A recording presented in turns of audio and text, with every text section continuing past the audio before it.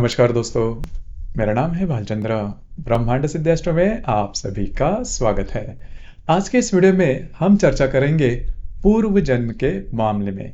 मतलब कई दफ़ा इस प्रकार की जो बातें हैं वो आपने सुनी होगी कि आपको यदि किसी भी प्रकार के दुख है, सफरिंग है, जिसमें आप कभी भी चूके नहीं हो, लेकिन आपको वो जो सफरिंग है या फिर दुख है वो आप वो झेले जा रहे हो, तो इसके पीछे का कारण नहीं समझ में आता। इसके पीछे का जो कार्य कारण भाव है वो नहीं समझ में आता, क्योंकि आप अपनी तरफ से तो सही हो, लेकिन जो परिस्थितियां हैं वो अलग तरह से हो रहे हैं, जो सामने वाले लोग हैं वो आपके लिए अच्छे नहीं है। तो ऐसी कौन सी बात है जिसकी वजह से हम ये जो पूर्व जन्म के बारे में बोलते हैं, और या फिर कुंडली के आधार पर हम देख भी सकते हैं क्या कि हमारा पूर्व जन्म किस प्रकार का था? तो इसका जो उत्तर है वो हाँ है कि कुंडली के आधार पर ये देखा जा सकता है कि आपका जो पूर्व जन्म या फिर अभी का जो जन्म है वो कैसा है, या फिर आगे का जन्म हो वो कैसा होगा।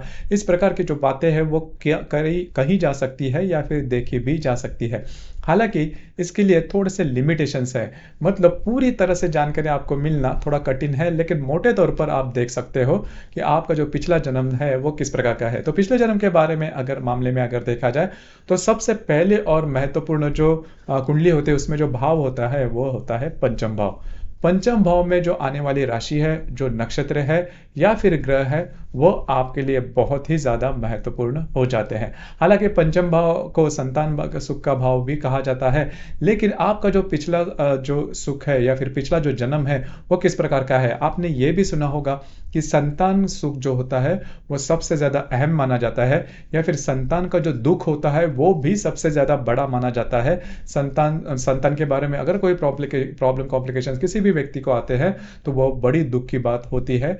हमारे जो शास्त्र है उसमें भी यह बात लिखी गई है कि संतान का दुख है वो सबसे ज्यादा बड़ा माना जाता है। इसी वजह से ये जो पंचम भाव है इससे भी आपका जो पूर्व जन्म है वो देखा जाता है। मतलब अगर आपका पूर्व जन्म जो अच्छा नहीं है तो इसके जो परिणाम है वह संतान सुख में भी देखे जा सकते हैं, जिसकी वजह से अगर आपने पूर्व जन्म में कोई किसी भी प्रकार के पाप वगैरह या फिर इस प्रकार की जो बातें हैं वो किए होगी, तो इसके जो परिणाम है वो इस जन्म में आपके लिए सबसे ज्यादा महत्वपूर्ण सुख की बात होती है, जो कि संतान के द्वारा या फिर संतान सुख में देखी जाती है, वो आप महसूस कर सकते हो। तो इसका जो कैलकुलेशन है वो ठीक से बैठता है। तो इस वजह से पंचम भाव जो है वो बहुत ज्यादा महत्वपूर्ण हो जाता है। तो किस तरह से हम कहे कि हमारा जो पिछला जन्म था वो अच्छा था, शुभ था या फिर अशुभ था।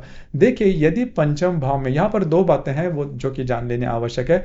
आपका जो पंचमेश है वो भी महत्वपूर्ण होता है, और पंचम भाव में जो राशि आती है, पंचम भाव में जो ग्रह आते हैं वो काफी ज्यादा महत्वपूर्ण हो जाते हैं। यदि पंचम भाव में मंगल और शनि है, मंगल और राहु, मतलब राहु, मंगल, शनि, केतु, ये जो ग्रह है, इन ग्रहों की यदि युति है तो फिर आपके जो पूर्व जन्म है, जिसे अब हम जैसे बातचीत कर रहे हैं, उसमें किसी ना किसी प्रकार के प्रॉब्लम या कॉम्प्लिकेशंस आए रहेंगे, जिसकी वजह से इस जन्म में आपके जो भी दुख होंगे उसका जो कार्य कारण भाव है वो आप समझ नहीं पाओगे।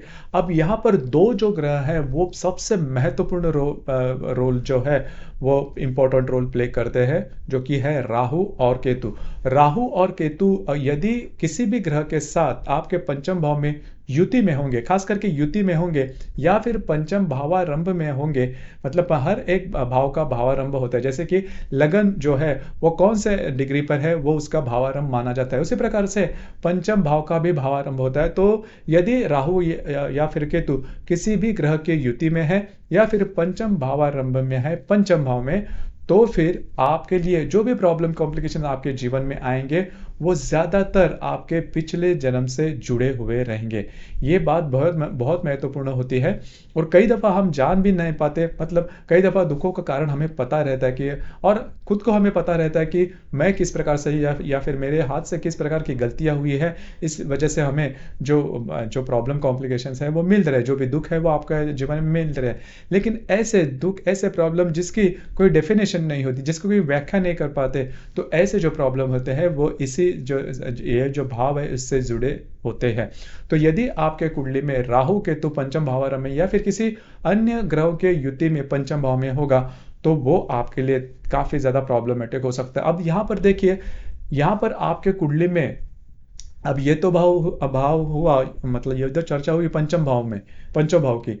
लेकिन यदि आपकी कुंडली में रवि और चंद्रमा ये अगर राहु या फिर केतु के युति में होंगे, तो भी ये जो बात है वो बहुत ही महत्वपूर्ण होती है कि जीवन में आपके जो भी सुख दुख होंगे वो आपके पिछले जन्म से बहुत ही ज़्यादा रिलेट करते हैं। और चाहे आप किसी भी प्रकार के जो उपाय या फिर रेमेडी होती है वो कर ले, बात नहीं हो पाती, क्योंकि वो जो पाप या फिर जो बातें हैं प्रॉब्लम की, वो तो वो पिछले जन्म में हो चुकी है, आपको इसका रिटर्न्स है वो इस जन्म में देने पड़ते हैं। और नॉर्मली क्या होता है कि रवि और राहु की युति या फिर रवि और केतु की जो युति होती है वो नॉर्मली जो एक्लिप्स होते हैं, जो ग्रहण होते हैं, उसमें ज़्यादा देखे जाते हैं। तो ग्रहण का जो जन्म होता है वो इसीलिए अशुभ माना जाता है, क्योंकि ग्रहण के जन्म में जो बातें, जो प्रॉब्लम्स होते हैं वो पिछले जन्म से ज़्यादा जुड़ी हुई होती है। हालांकि पूरी जो कुंडली है वो पूरी कुंडली देखने के बाद इसके बारे में कई जो बातें हैं वो हम देख सकते हैं, या फिर आपके हाथ में कौन सी बातें हैं जो कि करके आप इस जीवन में उससे बाहर निकल सकते हैं, कौन से कर्म हैं वो आप कर सकते हैं, या फिर इससे जुड़ी जो भी रेमेडी है वो करके आप इससे बाहर निकल सकते हो। लेकिन मोटे तौर पर अगर देखा जाए तो राहु या केतु या फिर पिछले जन्म से जो भी जुड़े हुए जो भी बातें हैं, जो भी प्रॉब्लम है, वो नॉर्मल रेमेडी से वो पूरे नहीं पाते, क्योंकि उसके जो कार्य कारण भाव है वही हम समझ नहीं पाते। तो पूरी जो कुंडली है वो देखने के बाद हम पता लग सकते हैं। लेकिन मोटे तौर पर अगर देखा जाए तो इससे दूसरी भी बात है कि यदि पंचम भाव में यदि अच्छी राशि है, अच्छे ग्रह है आपके कुंडली के द्वारा, तो फिर आपका ये जो जन्म होगा वो बहुत ही अच्छा होगा, बहुत ही अच्छा होगा। मतलब काफ़ी इजी गोइंग होगा, लक फैक्टर आप में काफ़ी अच्छा देखा जाएगा, और आपका जो पूरा जीवन है वो काफ़ी इजीली आगे बढ़ सकता है। तो पंचम भाव में या फिर पंचम भाव में जो राशि या फिर ग्रह आते हैं उनकी जो ताकत होती है वो आपके जीवन में काफ़ी ज़्यादा देखी जाती है। इस वजह से पंचम भाव को कोण स्थान भी कहा जाता है। हालांकि कुंडली में दो कोण स्थान होते हैं, एक पंचम स्थान होता है, दूसरा नवम स्थान होता है। पंचम स्थान से आपका जो पिछला जन्म है वो देखा जाता है, और दूसरा जो कोण स्थान जिसे हम भाग्य स्थान कहते हैं, उससे आपका जो फ्यूचर मतलब आगे आने वाला जन्म है वो किस प्रकार का हो सकता है उसके बारे में हम कह सकते हैं। हालांकि उसके संदर्भ में भी हम वीडियो अपलोड करेंगे, आप ज़रूर नीचे कमेंट बॉक्स में कमेंट करना। और आज का ये जो वीडियो है वो भी आपको कैसा लगा उसके बारे में भी कमेंट करना।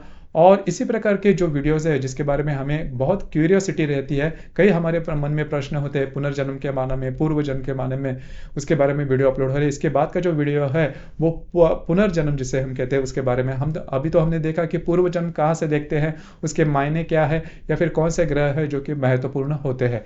अब हम देखेंगे कि पुनर्जन्म जिसे कहते हैं, पुनर्जन्म किस व्यक्ति का हो सकता है और उसके जो लक्षण है वो किस प्रकार के हो सकते हैं, वो उसके बारे में चर्चा हम आगे की वीडियो में करेंगे।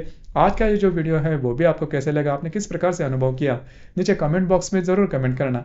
और अपना जो चैनल है ब्रह्मांड सिद्धि एस्ट्रो, इसे भी लाइक शेयर और सब्सक्राइब ज़रूर करना।